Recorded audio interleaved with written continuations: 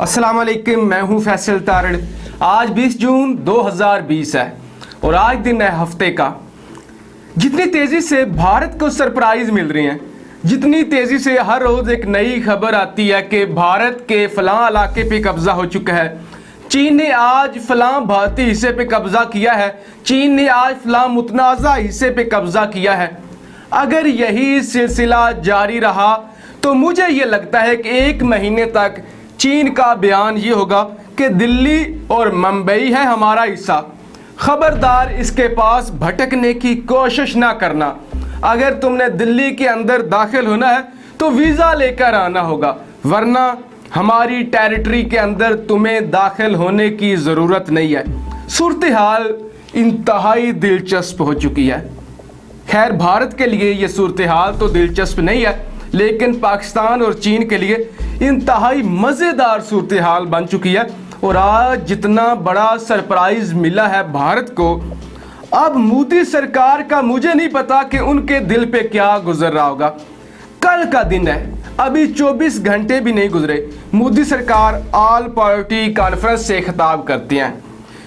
सवाल किया जाता है, क्या मोदी साहब आपको नहीं पता कि लद्दाख पे कब्ज़ा हो चुका है, दौलत बेग हवाई अड्डे पे कब्ज़ा हो चुका है, अरुणाचल प्रदेश पे कब्ज़ा हो चुका है। मोदी सरकार कहती है कौन कब्ज़ा कर रहा है, मुझे तो नहीं पता, बताएं क्या खबर है मित्रों, मुझे भी बताओ। कहा जाता है सरकार, वज़ीर आज़म साहब, गलवान वैली पे कब्ज़ा हो चुका है, लद्दाख पे कब्ज़ा हो चुका है, अरुणाचल प्रदेश में पेट्रोलिंग कर रही है चीनी आर्मी। मोदी सरकार कहती है अच्छा, मुझे तो नहीं पता, ऐसा कुछ हो रहा है। सब कहते हैं जी ऐसा ही हो रहा है। मोदी सरकार कहते हैं खबरदार, ऐसा कुछ नहीं हो रहा। भारत के 1 इंच पर भी कब्जा नहीं हुआ, 1 चौकी पर भी कब्जा नहीं हुआ, ऐसी कोई खबर नहीं है। हमारे सैनिक पता नहीं कैसे मारे गए। हम अपने सैनिकों का बदला लेंगे, हम कार्रवाई करेंगे कि उन पे हमला किसने किया है। ऐसा ना हो कि उन पे हमला पाकिस्तान ने किया हो या उन पे हमला अपनी ही फौज ने किया हो। चीन तो हमारे आसपास भी नहीं भटक रहा, हमें तो खबर भी नहीं, हमारे तो 1 इंच पे भी कब्जा नहीं हुआ। पता नहीं आप कहां से खबरें लेकर आते हैं, हमारी तो 1 इंच पे भी कब्जा नहीं हुआ। हमारा इलाका, हमारी चौकियां महफूज हैं।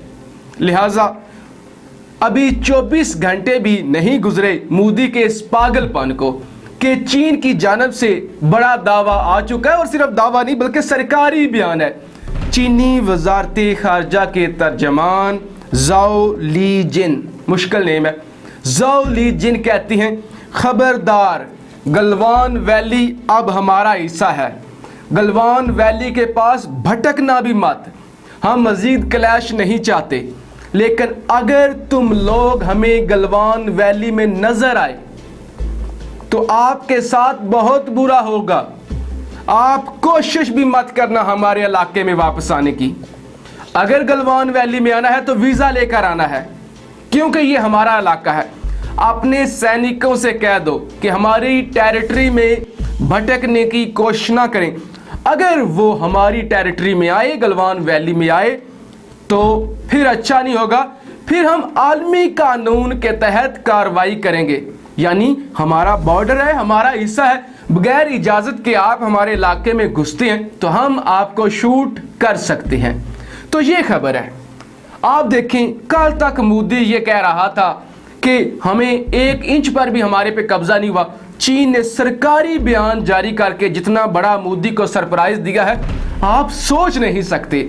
अमेरिका समेत, बरतानिया समेत, ऑस्ट्रेलिया समेत, जो कि मोदी के यार ऑस्ट्रेलिया के जो प्राइम मिनिस्टर हैं, अब उन पे क्या गुजरी होगी जब सरकारी बयान आ चुका है। ये लोग तो तोड़ मोड़ के बयान दे रहे हैं, देखें चीनी फौज वापस जा चुकी है, चीनी फौज झूठ बोल रही है, देखें ग्लोबल टाइम्स झूठ बोल रहा है। चीन ने सरकारी तौर पे ऐलान कर दिया है कि गलवान घाटी हमारा हिस्सा है, लिहाजा अब इसके बारे में तुम सोचना भी बंद करो। हालांकि सब जानते हैं 1956 से पहले चीन क्लेम नहीं करता था कि गलवान घाटी उसका हिस्सा है, बल्कि गुलाम रसूल गलवान, जिन्होंने एक मुसलमान जिन्होंने दरियाए गलवान को दरियाफ्त किया था और उनके नाम से ही इस वैली का नाम, इस वादी का नाम उनके नाम से रखा गया, गलवान वैली। और फिर 1962 को जंग हुई जिसमें अक्साई चीन पे कब्जा कर लिया चीन ने। गलवान वैली तब तक भी खाली थी और भारत की साइड पे थी, यानी दोनों मुल्क उस पे मलकियत का दावा नहीं करते थे और वहाँ पे जो फौज होती थी या कार्रवाई जितनी भी होती थी वो भारत की जानब से होती थी। अब जिस तरह से मोदी सरकार ने बबांगे दहल कश्मीर पे कब्जा करने की कोशिश की और उसे लगा मुझे कोई नहीं रोकने वाला, अब इसी तरह वो कश्मीर भी उसके हाथ से जाएगा, लद्दाख भी जाएगा और वो चीन को भी नहीं रोक सकेगा, क्योंकि जब उसने अपने जोरे बाजू से आर्टिकल 370 को ख़त्म किया तो अब किस मुंह से वो गलवान वैली वापस मांगेगा। मोदी सरकार तो ये कह रही है कि हमारी फौज खुद ही मार के आ गई है, हमारी तो 1 इंच और हमारी 1 चौकी पे भी कब्जा नहीं हुआ। इसके बाद जो भारतीय दिफाई तजियानगार है, साबिक फौजी हैं, परवीन सानी ये कहते हैं हमारे 20 फौजियों ने जाने दी हैं और 20 ही नहीं बल्कि खबर यह है कि 40 से ज़ायद गए हैं, लेकिन भारतीय फौज और भारतीय हुकूमत ये कह रही है कि हमारे 20 सैनिक जहन्नम वासिल हुए हैं। तो क्या उन 20 सैनिकों ने खुदकशी की है? उनकी कुर्बानी का इतराफ़ नहीं किया जा रहा और कहा जा रहा है कि किसी के साथ हमारी कोई जंग नहीं है, 1 इंच ज़मीन पे भी कब्ज़ा नहीं हुआ। तो परवीन सानी कहते हैं कि क्या हमारे जो सैनिक हैं उन्होंने खुदकशी की है? क्या वो खुद ही मार गए हैं? वो ये कहते हैं कि भारत को बड़ी भारी कीमत चुकानी पड़ेगी।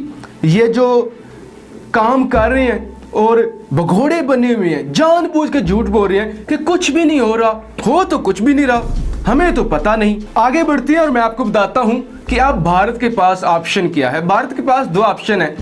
एक, चीन को कब्जे करने दे, चीन कब्जे करता जाए करते जाए करता जाए और दिल्ली तक पहुंच जाए। दूसरा ऑप्शन यह है कि भारत आगे बढ़ के मुकाबला करे और अपने मुल्क का दिफा करे, और भारत यही करने वाला, जाहिर है हर मुल्क यही करेगा। कोई मुल्क भी किसी दूसरे मुल्क को ये इजाज़त तो नहीं दे सकता कि आप कब्जा करते जाएं। अब खबर ये है कि भारतीय लड़ाका तैयारे, भारतीय हेलीकॉप्टर्स और भारतीय फौज बेसिस पर पहुंच चुकी है। चीन और हिंदुस्तान में एक बड़ी जंग लगने वाली है। ये मैं नहीं कह रहा, द टाइम ऑफ इंडिया कहता है, हिंदुस्तान टाइम्स कहता है, भारतीय बड़े अखबारों की ये खबर है कि भारत ने मुकम्मल तैयारी कर ली है। भारतीय जेट्स, भारतीय हेलीकॉप्टर्स, भारतीय फौज बेसिस पर पहुंच चुकी है और मुकम्मल जंग की तैयारी कर ली गई है, क्योंकि भारत को पता चल चुका है कि जंग के अलावा अब कोई दूसरा ऑप्शन नहीं है। लिहाजा जंग होती है तो इसमें भारत का क्या नुकसान होगा वो भी हम डिस्कस करते हैं मुख्तसर से टाइम में। लेकिन अशोक स्वाइन जो कि सीनियर तजियानगार है, सहाफ़ी हैं, अशोक स्वाइन ये कहते हैं कि क्या करने जा रहे हैं आप। इस खबर पे वो रिएक्ट करते हैं कि क्या करने जा रहे हैं आपके तैयारे, आपके फौजी, आपके हेलीकॉप्टर्स। चीन ने तो कोई कब्जा नहीं किया, बकौल मोदी साहब, चीन ने तो कोई कब्जा नहीं किया, फिर आप लोग क्या करने जा रहे हैं। वो बड़ी हैरानगी से पूछते हैं क्या आप लोग चीन पे कब्जा करने तो नहीं जा रहे। यानी चीन ने तो कब्जा किया कोई नहीं हुआ, ना कोई जंग लगी हुई है, ना ही कोई 1 इंच ज़मीन पे भी कब्जा हुआ है, ना किसी चौकी पे कब्जा हुआ है, ना ही फौजी पकड़े गए हैं। तो क्या आप चीन पे कब्जा करने तो नहीं जा रहे। तो लिहाजा जो भारतीय हुकूमत का और भारतीय फ़ौज का, भारतीय खुद ही मजाक उड़ा रहे हैं, हमें ज़रूरत ही नहीं है उनका मजाक उड़ाने की, वो खुद ही मजाक का निशाना बन रहे हैं। अब अगर ये जंग होती है तो उसमें क्या होगा। 1980 में सियाचिन ग्लेशियर पर कब्जा हो गया था भारत का। पाकिस्तान ने कारगिल पर हमला किया था, लेकिन पाकिस्तानी सियासी क़यादत की वजह से हम वो जंग तकरीबन हार गए थे और हमें जीती हुई जंग में नुकसान उठाना पड़ा था।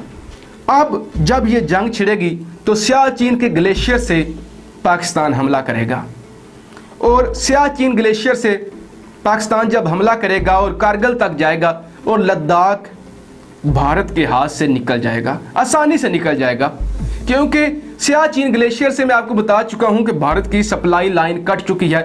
भारत का जंगी सामान और खाने पीने का सामान वहां तक नहीं जा पा रहा क्योंकि रास्ते में चीन बैठा हुआ है। जब ये जंग शुरू होगी, क्योंकि गलवान वैली, अक्साई चीन, अरुणाचल प्रदेश पे जो ऊपर वाली साइडें हैं, शुमाली साइडें हैं, वहाँ पे कब्जा है चीन का।